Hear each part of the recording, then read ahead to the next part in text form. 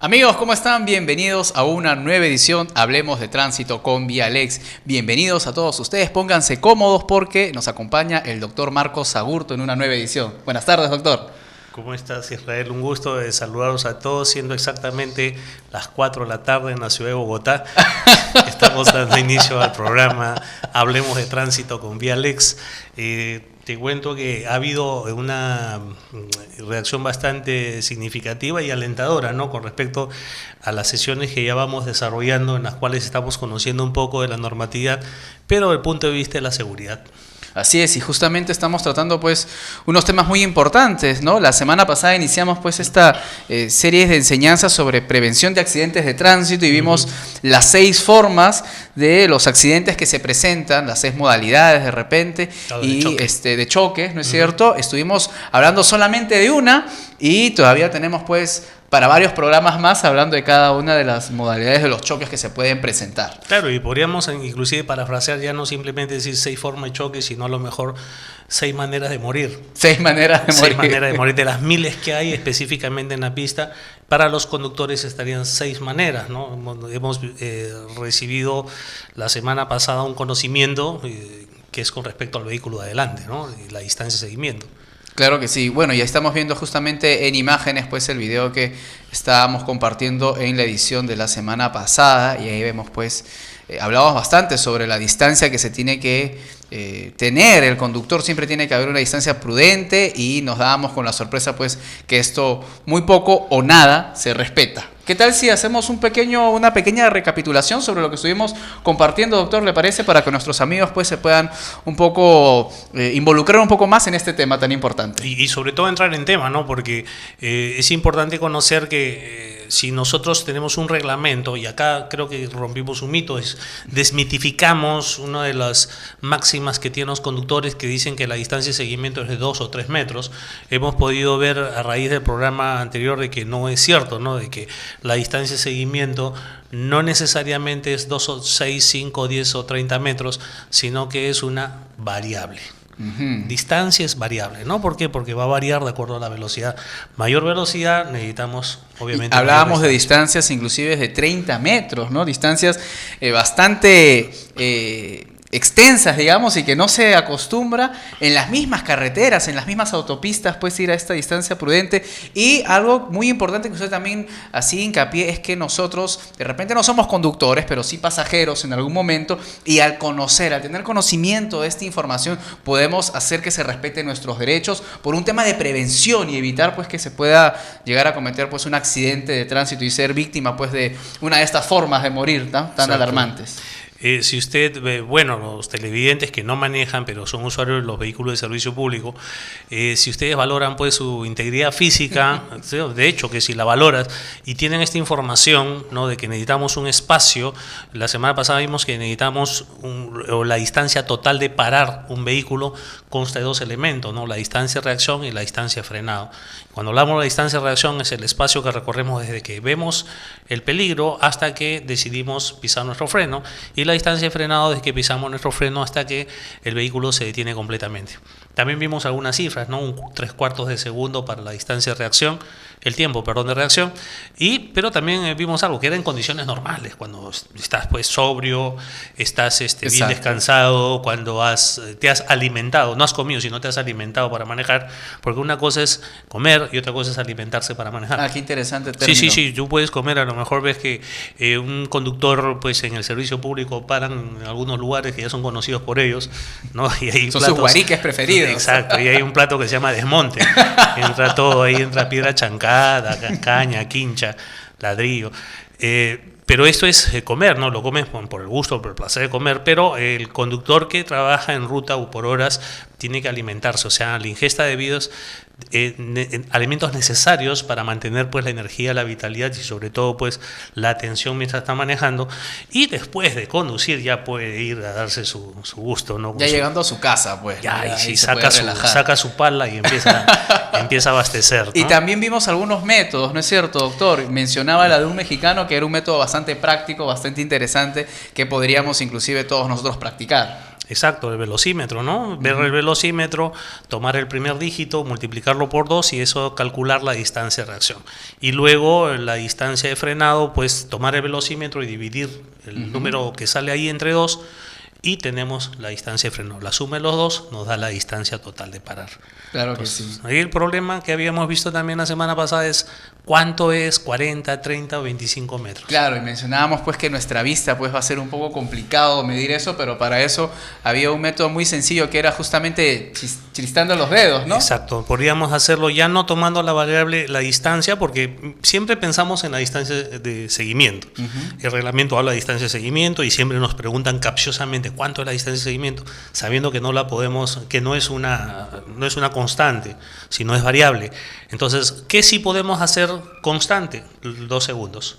2 segundos a diferentes velocidades va a dar mayor espacio de detención. Entonces, calculando 2 segundos entre los vehículos, tomando un punto de referencia, vamos a poder más o menos tener la aproximación de una distancia razonable y prudente para evitar chocar con el vehículo adelante. Porque hay una máxima entre los conductores, ¿no es cierto? Sí. Y esta es: el que choca por atrás paga, ¿no? Ya no tienes excusa, ya no tienes forma de alegar, porque debías cumplir con un mandato reglamentario, que es mantener la distancia. Así que, amigos, hemos recibido pues bastante información muy interesante. Si usted quiere ver este material, pues tan solo tiene que ingresar al canal de YouTube de T-Vial. Ahí está en la lista de producción, tenemos nuestra carpeta que se llama Hablemos de Tránsito con Vialex, y ahí están todos los programas, pues, doctor. Sí. Ahora, pensemos en algo, ¿no? Si estamos en esta máxima, el que choca por atrás paga, imagínate pues el caso, vamos a hacer así la imaginación, ¿no? Un conductor está manejando su tico en la carretera y va aproximadamente pues a unos 80 kilómetros por hora, 90 kilómetros por hora, y de pronto mira su espejo retrovisor para ver hacia atrás y ve su espejo retrovisor, tiene una B chica. Y le llama la atención, pues lo limpia y dice: una B chica en mi espejo retrovisor, ¿por qué? Y cuando voltea hacia mirar, y es un camión Volvo, sino que solamente va tan cerca que solamente ve una B nada más, ¿no? Ahora, si van a 80, 90 kilómetros por hora y ve que ese camión tiene unos 4 o 5 metros de separación, este conductor del tico debe prever algo: que si en algún momento tiene que detener su marcha, se va a agregar tico a la plancha de Volvo, ¿no? Entonces va a formar parte del otro vehículo.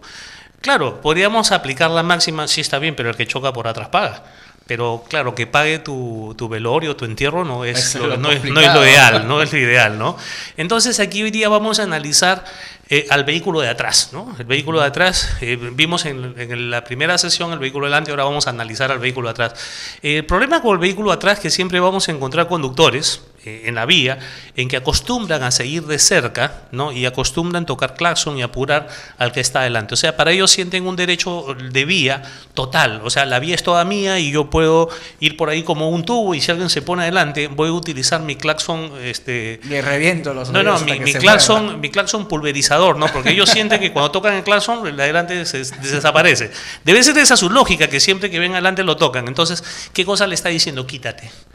El problema está que si tú vas en el vehículo de adelante y no tienes forma de salir y tienes a alguien que te sigue cerca, con lo que ya escucharon en la primera sesión, nos daría, ya tenemos una preocupación, ¿no es cierto? Definitivamente. Una preocupación que vamos a terminar chocados. Ahora, algunas personas dicen que no se puede manejar, no se puede tomar algunas medidas, algunas estrategias o técnicas para evitar que te choquen un vehículo por detrás, lo cual nosotros vamos hoy día también a derribar otro mito. Sí hay algunas, no le vamos a decir que son 100% la forma de evitar, pero sí es, vamos a decir, una de las formas como nosotros vamos a evitar. Si pasamos a las imágenes, vamos a ver cuáles son estas estrategias que tenemos para evitar ser chocados por el vehículo de atrás, ¿no? Entonces tenemos 9 estrategias, 9, así como 3 funciones, 3, tenemos 9 estrategias, 9, claro.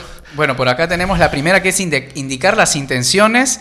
Parar suavemente es la segunda. Tercero, mantener la distancia. Cuarto, invitarlo a pasar. Quinto, aumentar su distancia entre su vehículo y el vehículo que va adelante. 6, forzarlo a aminorar la marcha. 7, espejos retrovisores. 8, use su cabezal. 9, lleve sus dispositivos de seguridad uno de ellos es el triángulo. Pues. Mire, si pensamos que no existía forma de evitar que un vehículo que viene detrás de nosotros nos choque, hemos visto que hay 9 posibilidades o 9 acciones que debería tomar un conductor para evitar ser chocado por atrás.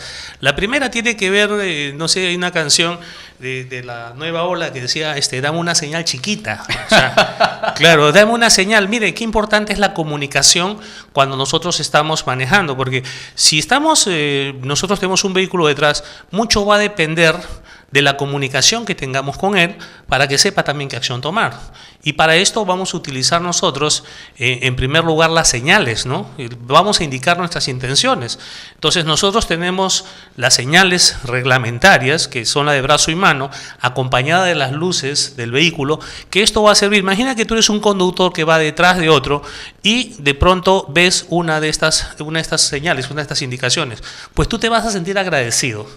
¿Agradecido por qué? Porque ante la señal vas a conocer cuál es su intención de ese conductor y vas a poder tomar una acción de seguridad conforme a ello. Entonces es muy importante que el conductor que va adelante siempre mantenga esta comunicación. Y el lenguaje de comunicación, si vemos el siguiente cuadro, es muy sencillo. Es muy sencillo porque son, vamos a decir, algunas reglas que nosotros conocemos como básicas. Por ejemplo, dice las señales para disminuir la velocidad y dice que acá tenemos el artículo 168 del reglamento de tránsito. O sea, no es esto una estrategia de que se me ocurre sería lo mejor, sino esto está reglamentado. No es un invento por ahí. No es un invento. Está pues en nuestro querido pues reglamento de tránsito, y vamos a leer lo que es el artículo 168. Señales requeridas para disminuir la velocidad. Para disminuir la velocidad, salvo el caso de frenado brusco por peligro inminente, debe utilizarse en caso de fuerza mayor la señal con el brazo y mano extendidos fuera del vehículo y hacia abajo. Bien, esto es un caso de emergencia, dice, salvo el caso de frenado brusco por una cuestión de emergencia. El reglamento nos está indicando que tenemos que extender nuestro brazo hacia abajo para hacer saber al conductor que viene detrás que vamos a detenernos. Pero obviamente si nosotros pisamos también el pedal del freno, se van a encender las luces de freno. Y este destello de las luces de freno va a servir también de advertencia al conductor para que pueda tomar una medida de precaución.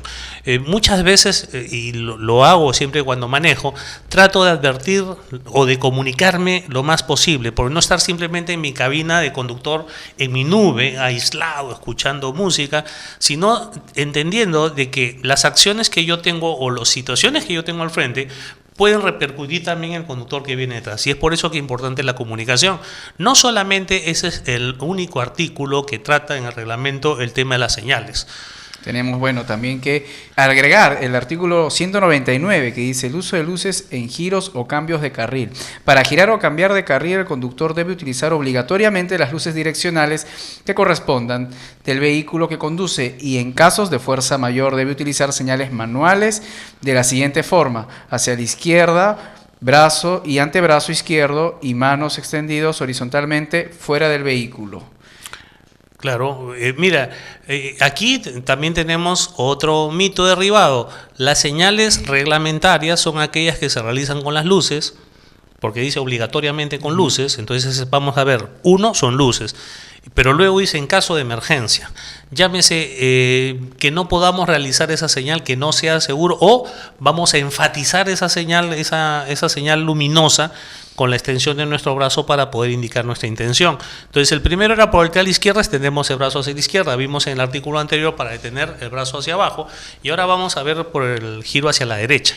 Entonces muchos dirán, el giro a la derecha pues saca el brazo derecho, pero no tiene ventana cercana al conductor ese lado, y es por eso que se utiliza esta otra señal. Muy bien, nos dice, uso de luces en giros o cambios de carril. Para girar o cambiar de carril, el conductor debe utilizar obligatoriamente las luces direccionales que correspondan del vehículo que conduce, y en casos de fuerza mayor debe utilizar señales manuales de la siguiente forma. Este ya es el punto 2, que nos dice hacia la derecha, antebrazo izquierdo y manos extendidas hacia arriba, fuera del vehículo, haciendo ángulo recto con el brazo. Y ahí lo vemos en imágenes. Exacto. O sea, para poder voltear a la izquierda, recapitulamos: brazo extendido hacia la derecha, brazo en ángulo hacia arriba, para voltear a la derecha, y el brazo hacia abajo. Ahora, esto es una estrategia de señales muy sencilla, ¿no? Muy básica, y es también muy fácil de interpretar, ¿no? Si somos los conductores de atrás y vemos. Ahora, cuando circulas por la ciudad, cuando vas como pasajero en vehículos, ¿Cuántos conductores habrás podido ver? Y presten atención ahora que utilizan, uno, las luces direccionales, o dos, el brazo de la forma como hemos visto. Creo que lo usan a su estilo, ¿no? Tienen no, una forma peculiar muchos de ellos. No solo a su estilo, porque por ahí dicen de que la luz direccional, el foco de la luz direccional, es uno de los focos de mayor duración en un vehículo, no porque sea más resistente, sino porque el que menos se usa. O sea, los conductores lo usan muy poco para poder realizar los giros, y más con los brazos y manos. Los desafío, esta semana siéntense en cualquier vehículo o pónganse a mirar en la conducción y observen cuántos conductores se comunican, cuántos conductores realizan señales, cuántos conductores creen verdaderamente que existe un deber de comunicación con el otro conductor. Ahora, esas señales que hemos visto tienen que ser señales que las vamos a hacer de una manera seria, responsable, ¿no? Te cuento una anécdota, ¿no? Una señora levantó el brazo izquierdo, los conductores que veníamos detrás, ¿no? Pensamos que iba a ser un giro, así que nos permite el reglamento adelantar por la derecha. De pronto bajó el brazo bruscamente y volteó a la derecha y se produjo un casi choque. Cuando le reclaman a la señora dice que efectivamente hizo la señal para voltear a la izquierda, pero luego se acordó que era para hacia el otro lado, así que la borró. Sí, así dijo, la borré y giré para el otro lado. No, aquí las señales, quiero que comprendan, es cuando nosotros hacemos esta comunicación, estamos estableciendo ya un acto que se va a realizar. O sea, que el conductor que viene atrás ya lo hace y hay una predictibilidad. Yo sé qué cosa es lo que va a pasar y ya sé qué acción tomar. Lo doy por sentado. En ese momento, pues, cambia de parecer repentinamente. Claro. Imagínate dos trapecistas, ¿no? Que se van van a encontrarse un momento y se han puesto de acuerdo que uno va a sujetar al otro. Y en el mismo momento que sale, el otro cambia de opinión y dice, no, era este sujeto, y los dos se dan las manos y se van abajo. Entonces, tenemos ese problema en la comunicación. Repito nuevamente, sean conscientes de ello y verifiquen si los conductores se comunican efectivamente. Van a ver que no hay una cultura respecto de ello. Qué interesante. Bueno, también queremos añadir más sobre el punto 1, que es indicar las intenciones, y tenemos el artículo 202, ¿no es cierto? También tenemos el artículo 202 del reglamento. Bueno, nos dice señales para disminuir velocidad o detener el vehículo. Cuando el conductor de un vehículo tenga la intención de disminuir su velocidad o detenerlo, debe hacer la señal con las luces intermitentes y, en casos de fuerza mayor, utilizar el antebrazo izquierdo o mano extendido hacia abajo fuera del vehículo, haciendo ángulo recto con el brazo. Claro, estamos hablando más o menos de una figura de esta forma, ¿no? Para hacer conocer nuestra intención de detenernos o disminuir la velocidad. Entonces ahí tenemos prácticamente todo el conjunto del mandato reglamentario con respecto. Ahora, su incumplimiento, además de un choque, le puede traer pues una infracción, ¿no? Ajá, ahí está lo interesante. Ahí está, ¿no? O sea, el no haber hecho esta comunicación, que te voy a decir, Israel, en verdad, cuando dicen que la infracción que más se comete en el Perú o en Lima, en cualquier ciudad importante, muchos dicen que la luz roja, que no tienen licencia o la ebriedad. Eso es falso. La que más se comete es la infracción no hacer señales para cambiar de carril. Mira nuevamente en las vías y vas a ver cuántos las cometen todos los días y en todo momento. Y eso trae una consecuencia, la infracción G2. Ahí tenemos en pantalla también pues justamente la indicación de las infracciones. La G2, no hacer señales ni tomar las precauciones para girar, voltear en U, pasar de un carril de la calzada a otro o detener el vehículo. Calificación grave, sanción, multa de 8% de una UIT. Puntos 20. Y 20 puntos. Ahora, esto es lo óptimo. Miren, saben que esa infracción es aproximadamente con el descuento y todo, 8% de la UIT, pero con descuento sale algo de 50 soles. Calificada grave, 20 puntos. Pero vemos también la importancia que tiene pues su cumplimiento para la prevención y para evitar accidentes, ¿no? Entonces, preferir que sean 20 puntos en el récord a que sean algunos puntos de sutura. Definitivamente. Creo que es lo más recomendable. Entonces, a comunicarse efectivamente. Ese es en el caso 1. Y vamos a pasar también al caso 2, que habíamos mencionado al inicio del programa, que era parar suavemente, ¿no? Claro, debemos acostumbrarnos siempre que conducimos nosotros los que manejamos, tenemos que calcular cómo vamos a llegar al siguiente cruce, intersección, cuál es la distancia de seguimiento y que todas nuestras paradas sean suavemente. Pero entendamos algo, si tenemos un conductor en la parte posterior que pueda estar distraído, desprevenido, y nosotros tenemos que detener nuestro vehículo, nuestra parada tiene que ser suave y en forma intermitente. Bombeando siempre, le llaman bombeando, presionando alternadamente el pedal de freno, para que ese destello de las luces de freno pueda advertir al conductor de atrás. En principio, si un conductor sigue las reglas de tránsito y mantiene su distancia y presta atención y lleva la velocidad razonable y prudente, es muy difícil que vaya a frenar bruscamente. Pero aún así, hay conductores que lo hacen. Entonces el reglamento también ha previsto, ¿no?, artículos para reglamentar o regular esto. Bueno, tenemos el artículo 95, conducción prudente. El conductor, al detener el vehículo que conduce en la vía pública, lo hará en forma que no obstaculice el tránsito. Debe abstenerse de efectuar maniobras que pongan en peligro a los demás usuarios de la vía. Bueno, ahí tenemos nosotros una recomendación para un artículo reglamentario para esta recomendación, esta segunda estrategia, de que siempre nuestras paradas tienen que ser suavemente. Ahora, hay más artículos que están regulando ello, ¿no? Definitivamente. Bueno, tenemos por acá, habíamos hablado del 95, tenemos el 148, precauciones al detener e iniciar la marcha. Para detener la marcha de un vehículo en caso de emergencia, el conductor hará uso de las luces intermitentes y antes de iniciar la maniobra deberá cerciorarse que pueda hacerlo sin riesgo. Muy bien, ahí nos habla de dos eventos diferentes, ¿no? El momento de detenernos y el momento de iniciar la marcha. Entonces, el inicio de marcha, tanto como la detención, son actos también de la responsabilidad del conductor, ¿no? Cómo, se puede decir, cómo arranco y cómo detengo el vehículo también. Y esto iba con nuestra segunda recomendación con respecto a las formas, ¿no? Claro, con el vehículo de atrás.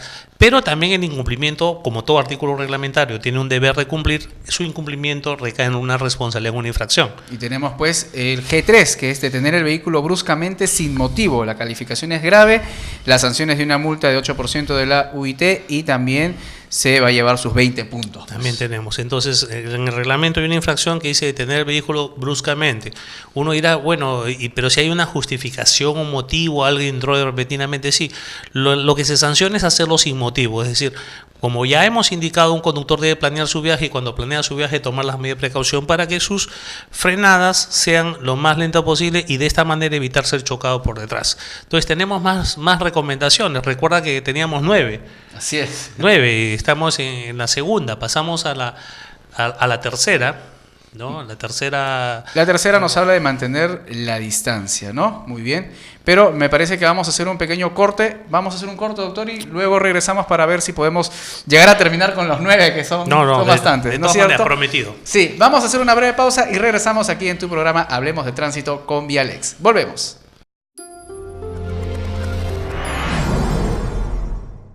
A todos los que ven T-Vial les sugiero que se monten a la bicicleta, que aprovechen la caminata y que puedan utilizar estas formas de transporte justamente para llegar a sus destinos. Les va a hacer bien, los va a hacer felices, los va a hacer mejores. Un fraterno mensaje justamente de pensar la ciudad como un lugar para ser cada vez mejores y para poder lograr nuestros objetivos.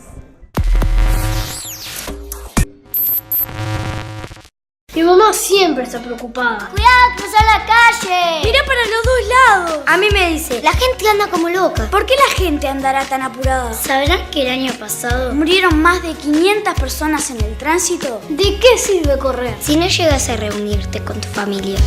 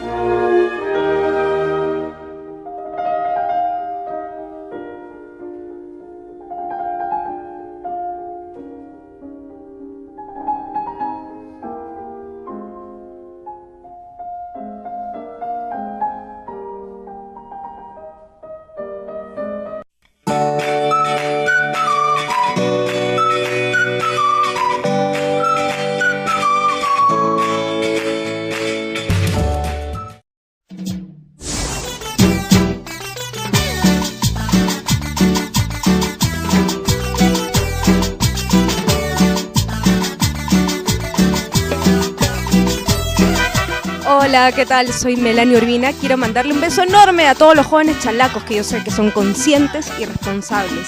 Vean toda la programación de TV Vial. Y yo sé que ustedes saben que el cambio no tenemos que esperar que empiece en el otro, sino en nosotros mismos.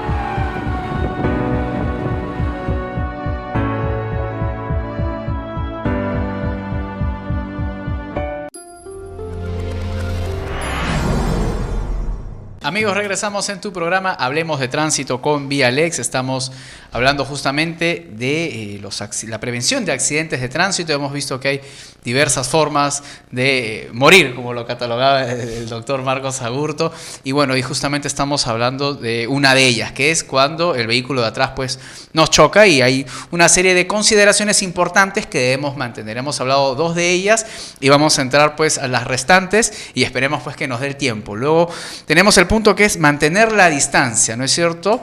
Y nos dice pues, es frecuente encontrar a conductores que quizás por desconocimiento, prisa o irresponsabilidad acostumbran seguir de cerca a otros vehículos. En este caso debe aumentar su distancia entre su vehículo y el vehículo que va adelante para, de esta manera, no verse obligado a frenar bruscamente y ser chocado por el vehículo de atrás. Claro, esto guarda relación con el punto 2, ¿no? Dice parar suavemente.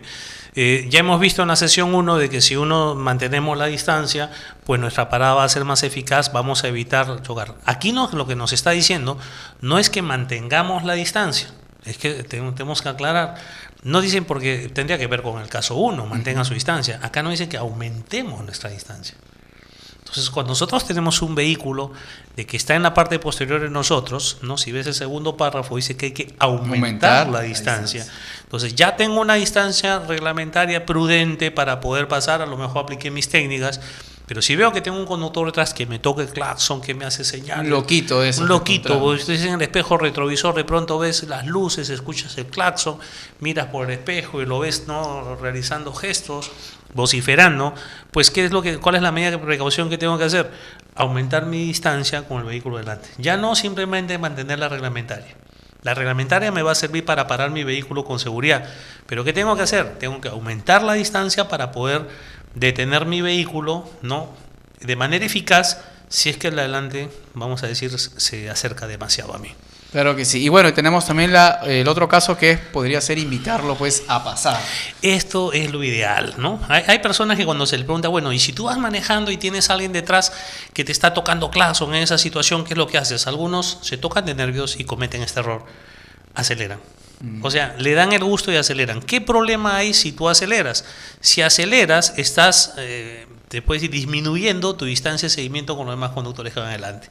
Entonces, esto no es lo razonable. Lo razonable, ¿cuál es? Como he dicho, aumentar la distancia e invitarlo a pasar. Pero ¿cómo lo invito a pasar, no? Porque, ¿qué hago? ¿Le hago una invitación? ¿Le hago una seña? ¿Le pongo un letrero? ¿O pongo un sticker detrás que dice pasa? Saco un letrerito. Pasa puntos suspensivos, ¿no? O saco un letrero así con una mano indicando para que me adelante. No, la forma como lo hacemos es una manera muy sencilla, ¿no? La técnica es muy sencilla. Si tienes al vehículo que te está siguiendo de cerca y estás en esa situación, aumentaste la distancia, disminuiste la velocidad. Cuando tú disminuyes la velocidad va a suceder algo, él se va a acercar poco a poco a ti. Esa disminución de velocidad va a tener que ser gradual, o sea, retiras tu pie del acelerador, él se acerca y entonces va a encontrar en esa situación la posibilidad de adelantarte. Entonces, si te adelanta, y siéntete agradecido porque has evitado un accidente con el conductor atrás. Entonces, no aceleres, no te pongas nervioso, simplemente hay que disminuir la velocidad. Cuando él sienta que ya está cerca, ¿por qué ese conductor está tocando el claxon? Porque él siente que en estos momentos, por más que acelere, no te va a poder pasar. Si yo disminuyo la velocidad, aumento mi distancia con el vehículo delante, esto se entiende como una invitación a pasar. Y cuando él tiene la invitación a pasar, pues no dudes que la vaya a desaprovechar. Claro que sí. O no entercarse tampoco, no invitarle a pasar. No, ahora lo voy a molestar al que tengo atrás. Eso también es un gran error, ¿no es cierto? Hay que invitarle simplemente que se adelante, no hay ningún problema. Pasa Luna, disminuye la velocidad, lo dejamos que él avance, pero de acá tenemos que entender algo. Cuando nos adelante, vamos a tener que generar una nueva distancia de seguimiento. Exacto. Entonces, si somos conductores seguros, vamos a hacer esto. Entonces, justo ahí está en el punto 5, ¿no? Aumentar su distancia, nos dice, ¿no? A diferencia del punto 4, que era mantener su distancia, una distancia, ahora hay que, el punto 3, ahora hay que aumentar la distancia. ¿Y por qué aumentar la distancia? El vehículo ya se puso delante de nosotros, ya nos pasó, ya nos adelantó. Ya está ahí, entonces ya es un cuerpo que está delante de nosotros y que de acuerdo a la velocidad que llevamos es posible que podamos chocarlo. ¿Qué tenemos que hacer ahora? Volver a armar o volver a tener nuestro marco de distancia segura con el vehículo delante. Y con esto damos el punto 5, aumentar la distancia para que no vayamos a chocar con el mismo, con el que nos acaba de adelantar. Entonces vamos a la recomendación número 6, ¿verdad? Ajá. 7, perdón. 6. La 6 era disminuir la velocidad. Okay. ¿Recuerdas en el cuadro general? Disminuir la velocidad, ¿no? De esta manera, este conductor va a encontrar la brecha y el espacio para adelantarnos. No importa que cuando pase por tu lado te diga algo. Tengo por seguro de que algo va a decir cosas irreproducibles porque este programa estamos en horario infantil de protección al menor, así que no podemos decir esas cosas. Pero sí, muchos conductores lo hacen, ¿no? En el momento que ya nos pueden pasar, nos tratan como que hemos sido torpes, que no podemos manejar, de que no estamos al ritmo con los demás, pero lo único que hemos hecho es ser conductores seguros y reglamentarios. Ya hemos visto, seguro es igual que reglamentario, por eso está en el reglamento. Evitemos pues hacernos hígado y tengamos la seguridad que vamos a llegar íntegros a nuestras casas. Es lo que más eso importante. Es lo más importante, ¿no? No llega rápido, sino dicen, no es la forma de llegar más rápido, sino saber cómo llegar. Y ya pasamos entonces a la recomendación número 7. No, Sí, no tenemos redobles en producción, no parece. Y pasamos al número 7, el ranking número 7. Bueno, habíamos, justo cuando tocó el tema de retrovisores, pues hablaba pues que a veces los retrovisores vemos ahí la figura de un W o algo por el estilo. El espejo retrovisor es uno de los elementos importantes también para poder, así como tenemos que mantener comunicación, primero también tenemos que tener dominio y visión del vehículo que viene detrás de nosotros.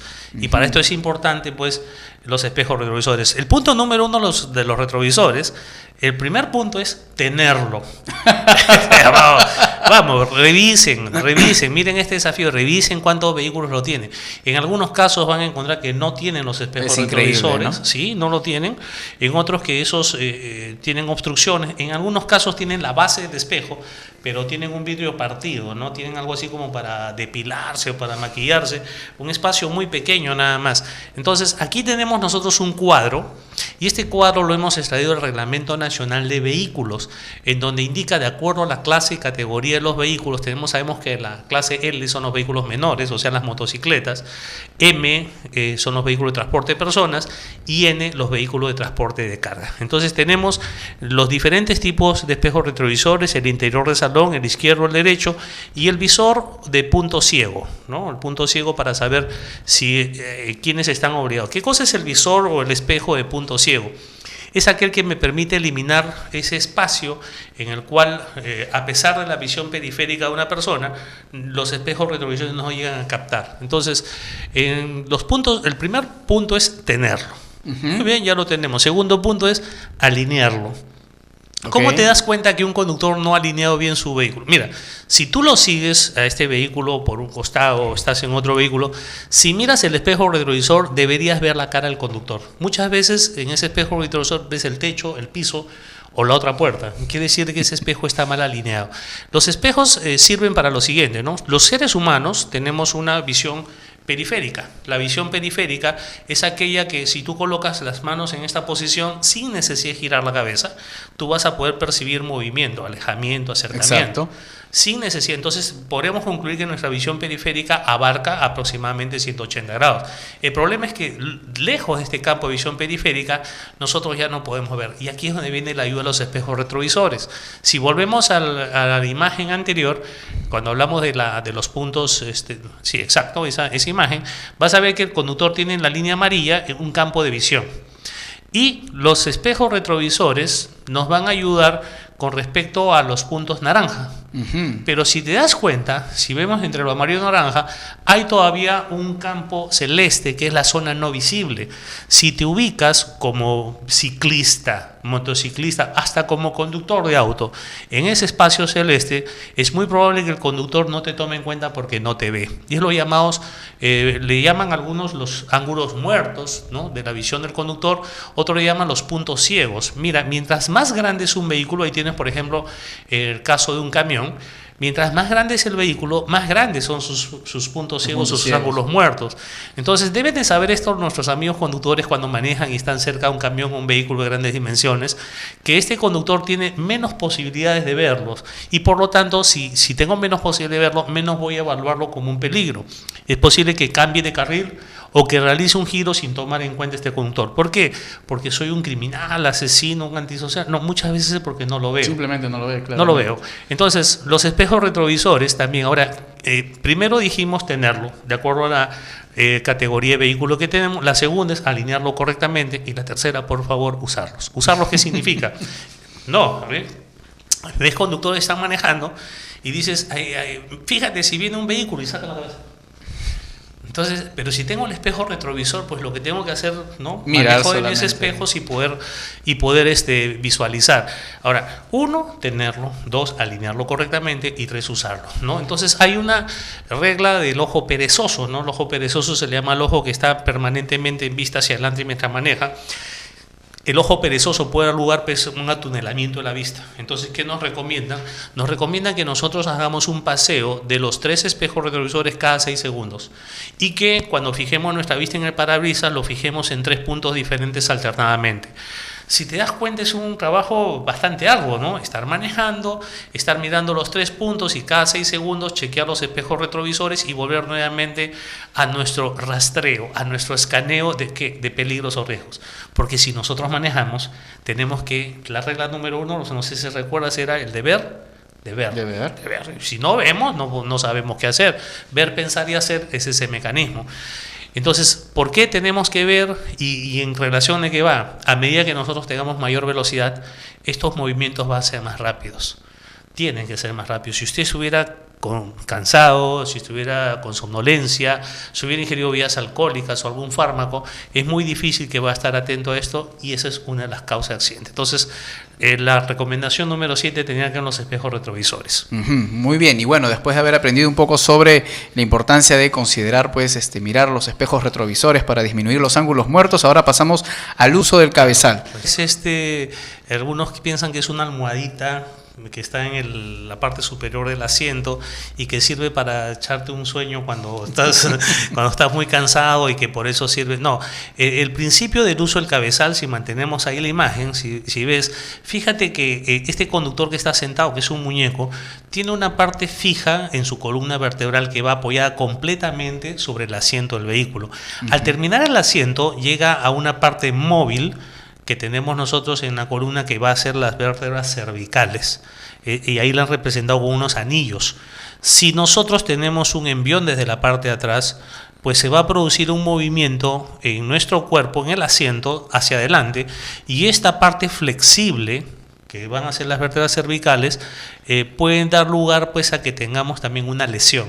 Entonces, este cabezal, si está correctamente regulado, va a servir para que nosotros, como vemos en la imagen, ahí está perfectamente regulado. Fíjense que está en una línea que va del ojo sobre la oreja hasta el centro mismo de la bola de la cabeza, y ahí lo va a recoger, como un guante exactamente.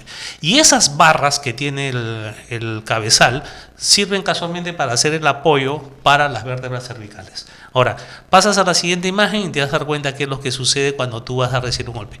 Alguna vez, no sé, pues a lo mejor de niño jugando los juegos de envite de los niños o en un partido, hemos sentido un empujón, pues nuestro cuerpo se dio adelante y lo que se ha quedado en ese caso en el viaje es la cabeza.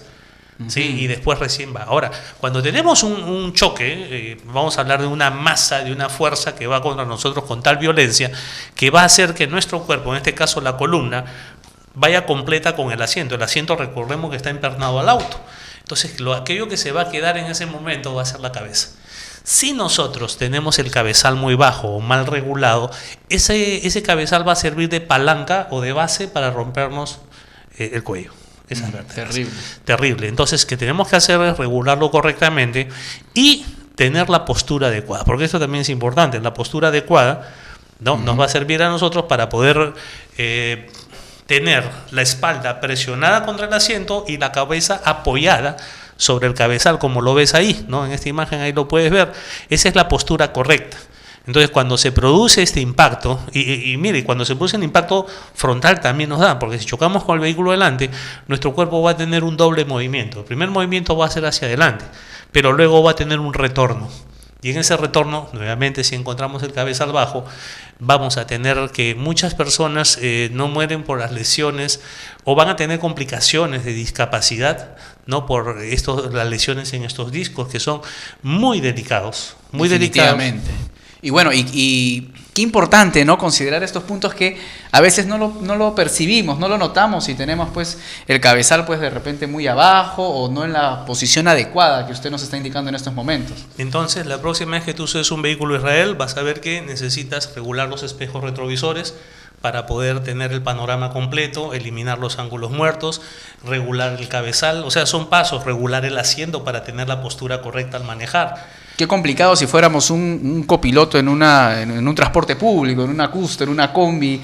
Ahí es un poco complicado el tema del cabezal. En un colectivo, ¿no? Simplemente nos subimos porque, en fin, y nos tocó estar al lado del conductor y el cabezal es lo que menos observamos, ¿no? O en un taxi, por ejemplo. ¿Te das cuenta ahora por qué es importante de que los vehículos cuenten con estos dispositivos de seguridad? Y qué importante también es la difusión de la necesidad de su uso. Porque, como tú dices, lo hemos visto N cantidad de veces, pero nunca hemos tomado en cuenta cuál es la garantía o cuál es la seguridad que nos puede proporcionar ese elemento. Hasta que seamos pues víctimas de un accidente y ahí realmente digamos, oh, sorpresa, ¿no? Pero por eso están estas clases, por eso están estos programas. Me parece que tenemos más puntos también que comentar. Claro, llegamos al punto 9, que, bueno, agoreramente dijiste, no vamos a llegar, doctor, vamos a tener que hacer unos 3 programas más para tanta información que hemos traído. La novena recomendación, si bien es cierto las dos últimas, si te das cuenta, tanto el cabezal como los dispositivos de seguridad no van a evitar un accidente, pero pueden disminuir sus consecuencias. Exacto. O sea, el cabezal no te evita el accidente, disminuye sus consecuencias, sí. Entonces es una media precaución. Pero aquí tenemos la otra forma de comunicación. Nosotros habíamos visto la comunicación cuando estábamos manejando, ¿no? ¿Qué cosa voy a hacer? Mis señales de brazo, las luces direccionales, voy a tener la precaución de mantener la distancia, de dejarlo pasar, disminuir la velocidad, de esa forma evito. Ahora, tenemos elementos que nos van a ayudar también, como los espejos retrovisores que hemos visto. Vamos a tener también el cabezal y tenemos una situación en la cual también tenemos que comunicar, y es cuando ocupamos nosotros la vía de circulación, ¿no? Y estamos en una situación en la cual tal vez el estacionamiento sea peligroso o no sea permitido. Y estamos hablando de la situación en la cual nuestro vehículo, por algún desperfecto, por una falla, tengan que quedarse detenidos e inmovilizados. Si retrocedemos la imagen, vemos cuál es este dispositivo que es necesario. El famoso triángulo, ¿no? El famoso, como lo bien has indicado, el famoso triángulo, muy fiscalizado, muy solicitado por la fiscalización, pero cuando pasas por la calle muy poco usado, cuando tienen que usarlo. Está como, de adorno. Es como el botiquín, lo tienes ahí, pero no sabes para qué, ¿no? Sí. O algunos se lo roban, ¿no? Ya, ese en claro. interno. Sí, ya. Y hemos recibido esa denuncia también. Pero aquí viene también algo, ¿no? Triángulo de seguridad. Problema 1. El triángulo de seguridad es un elemento reglamentario que está dispuesto para, o que está inclusive con infracción, para los conductores del transporte público, llámese taxis, transporte urbano. Los conductores particulares, si bien es cierto, tienen el deber de colocarlo, porque acá se le escapó una tortuga al que hizo el reglamento, pasan sí, se le escapó y le sacó ventaja todavía. Si pasamos nosotros la siguiente imagen, vamos a ver cuál es el problema de la disposición con respecto al triángulo de seguridad, ¿no? Ahí está. Bueno, tenemos justamente el artículo 225, inmovilización de vehículo en la vía pública. Cuando por cualquier circunstancia un vehículo quede inmovilizado en la vía pública, el conductor debe tomar medidas precautorias y colocar triángulos de seguridad antes y después a su posición a una distancia del vehículo no menor de 50 metros y no mayor de 150 metros en el mismo sentido de circulación del vehículo inmovilizado. Muy bien, acá tenemos, como te decía, tenemos el primer problema. ¿Cuál es? Sí, el reglamento dice que cuando cualquier circunstancia debemos entender el vehículo queda inmovilizado. Quiere decir que aquí no hay un acto de voluntad. Ok. Porque si fuera un acto de voluntad ya no es un vehículo inmovilizado, ya es un vehículo estacionado porque yo lo estacioné, o un vehículo detenido porque yo lo detuve, o un vehículo abandonado porque yo lo abandoné. Pero en este caso el reglamento está diciendo cuando queda inmovilizado, es decir, ya no depende de la voluntad del humano. Porque muchos dicen, bueno, estoy en plena carretera o en pleno túnel y acá voy a esperar que venga mi amigo que hemos quedado, nos hemos citado en este lugar y coloco mis triángulos. No, eso no dice el reglamento. El reglamento indica cuando el vehículo queda inmovilizado. Estamos hablando de un acto ajeno. Una falla mecánica, por lo general. Ajeno a la voluntad.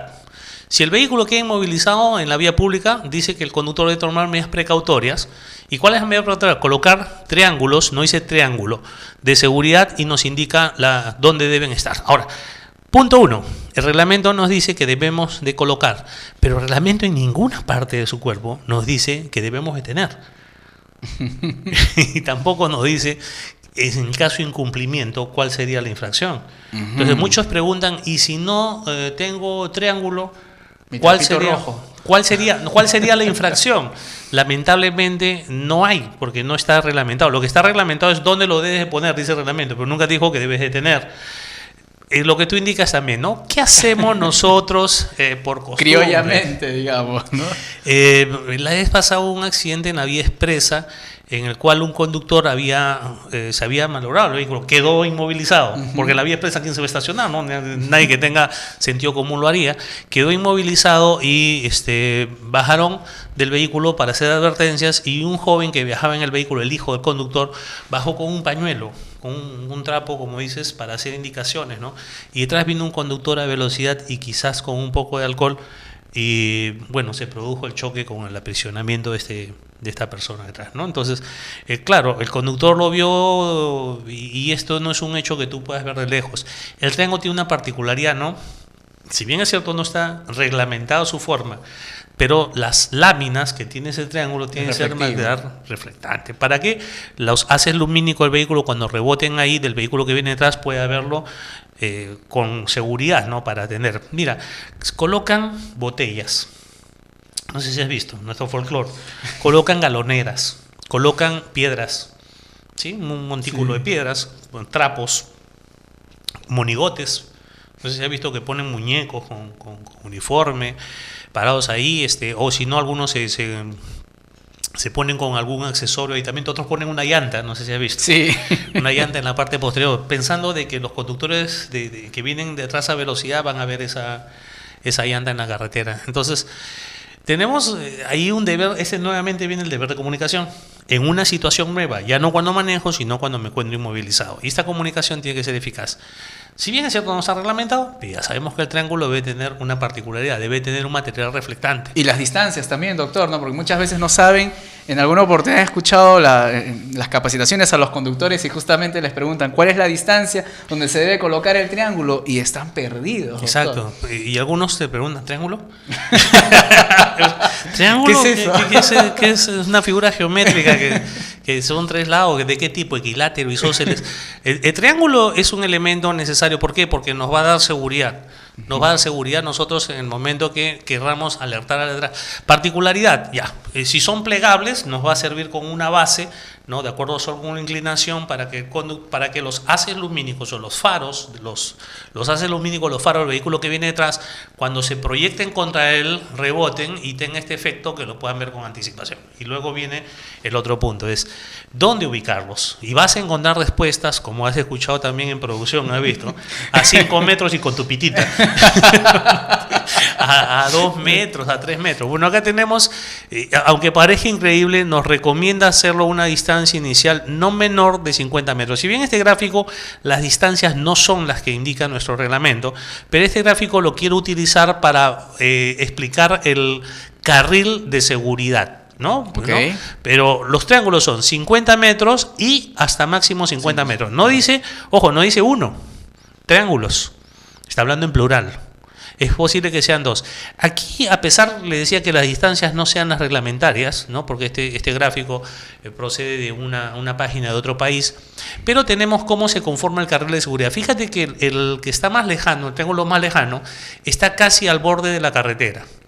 Y el segundo triángulo que está más cercano al vehículo está aproximadamente 1 metro, ¿no? Hacia afuera, del lado de la parte más saliente del vehículo en su extremo izquierdo. Entonces tenemos que si tú vienes con un vehículo de la parte de atrás, te vas a encontrar con ese triángulo, vas a abrirte, como dicen, hacia la izquierda y te vas a encontrar con el segundo. Y el segundo no está a la altura del vértice, sino está 1 metro más allá. ¿Esto qué hace? Esto forma este cordón o este carril de seguridad detrás del vehículo para que el conductor que viene detrás forme un camino para pasar al siguiente carril y pueda adelantar de manera segura. Entonces, debemos entender que cuando las velocidades en la carretera, que son superiores, permiten pues un desplazamiento de esta forma, hay que tomar la medida de precaución formando este carril de seguridad para evitar que el vehículo de atrás nos pueda chocar. Entonces, viste que teníamos, no es cierto lo que dicen algunas personas, dicen un choque por atrás es un choque inevitable, porque la única responsabilidad depende del conductor que choca por atrás. Hoy día hemos visto que no. Claro que sí, así que bueno, llegamos, doctor, a hablar los 6 puntos, ¿no es cierto? Bueno, exacto, los 9, perdón, ya ves, han sido tan rápidos que te han parecido 6. Los 9 puntos que, bueno, hemos hablado de indicar las intenciones, parar suavemente, mantener la distancia, invitarlo a pasar, así que mucho ojo ahí a nuestros amigos conductores, aumentar la distancia entre su vehículo y el vehículo que va adelante, forzarlo a maniobrar la marcha, espejos retrovisores, uso del cabezal y llevar los dispositivos de seguridad, ¿no es cierto? Así tenemos entonces una serie de recomendaciones, no solamente una, mire, hemos llegado a 9 recomendaciones, en algunos casos para evitar el choque con el vehículo de atrás y en otro para disminuir sus consecuencias en caso este se diera de todas formas. Entonces podemos trabajar preventivamente también en el vehículo de atrás tanto como el vehículo de adelante. Bueno, esto solamente hasta esta edición hemos tocado 2 maneras de posiblemente morir en un accidente. 2 maneras de morir. Dentro de las 6 maneras de morir en un choque, hemos analizado 2. Creo que hasta aquí podríamos tener una reflexión, ¿no? No es tan difícil, si lo razonamos, no es tan difícil evitar choques. No, con todos los conocimientos aprendidos, no es nada difícil. No es nada difícil, no es complicado. Ahora, lo complicado es cuando no conoces esto y 2, cuando conociéndolo, pues te gana más la emoción, porque si te das cuenta es un problema de actitud. Definitivamente, ¿no? Es un conocimiento aunado pues a esta actitud de que si quieres lo cumples o no. Esta información es una información muy importante que está a disposición de todos los conductores. Lo único que hemos hecho es juntarla y hacer una pequeña lista y hacer una exposición hoy día de qué es lo que se podría hacer. Ahora, ¿qué tan comprometidos están con la seguridad vial nuestros conductores que ahí está el detalle, vayan a adoptar estas medidas de seguridad? Yo sé que en estos momentos, y a mí me da mucho gusto de que tenga T-Vial una audiencia de jóvenes, porque fíjate que si estos conocimientos van antes de que tú aprendas a manejar, y siempre he dicho, cuando yo enseñaba a manejar moto, siempre decía, prefiero los alumnos que no saben nada. Y muchos instructores me decían, ¿por qué tú siempre prefieres los alumnos que no saben nada? Si los que ya tienen algún conocimiento es más fácil. No, es que yo prefiero escribir en un cuaderno en blanco que tener que borrar. Exacto. Un cuaderno ya vienen con manchas de repente, ya vienen con manchas ya. Con manchas y con orejitas en la esquina y con huequitos. Entonces se ve feo pues que tú estés borrando y escribiendo. Entonces el que ya aprendió a lo mejor no lo aprendió muy bien. Y estas campañas de difusión de estos temas, Israel, es importante que esté entre los que todavía no manejan o quizás no vayan a manejar, pero que puedan ser los fiscalizadores y puedan ejercer el control. En este caso le llamamos un control difuso. El control concentrado lo tiene la policía y el inspector. El control difuso, ¿quién lo tiene? La ciudadanía. Y estos temas son importantes para poder hacer el control. Así que amigos, bueno, nos estaremos encontrando de acá 2 viernes, así que tengan pues una linda semana patriótica de reflexión y estamos muy contentos pues de acompañarlos en todo este tiempo. Bueno, sí, dedicar un saludo a todos los televidentes de este canal y al equipo, comunalmente al gobierno regional y a todas personas que trabajan en las entidades del Estado, ¿no? Porque el compromiso importante, ¿saben cuál es? Que nosotros vamos a ser un país grande, un país desarrollado, en tanto aquellas personas en las cuales reposa la responsabilidad de la administración del Estado también actúen correctamente. Y a ellos el mensaje para estas fiestas, que sí, también son de reflexión. Hacer patria, como dijimos la semana pasada, no significa tomar armas y desfilar, sino hacer que día a día este país funcione. Así es. Muchísimas gracias a todos nuestros amigos. Recuerden que estos programas los grabamos y los subimos luego a nuestro canal de YouTube. Gracias al estudio jurídico Vialex y a T Vial nos estaremos encontrando en una nueva edición. ¡Hasta luego!